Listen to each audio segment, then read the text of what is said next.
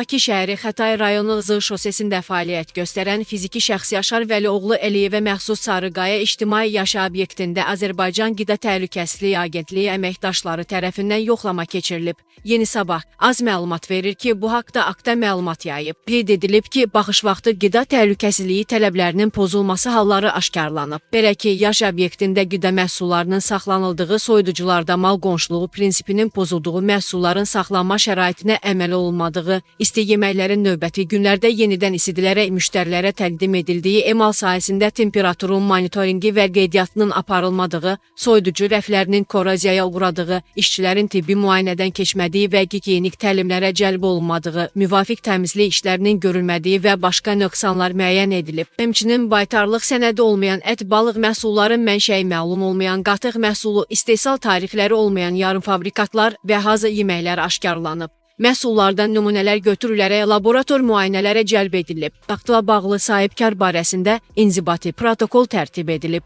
Obyektin fəaliyyəti məhdudlaşdırılıb.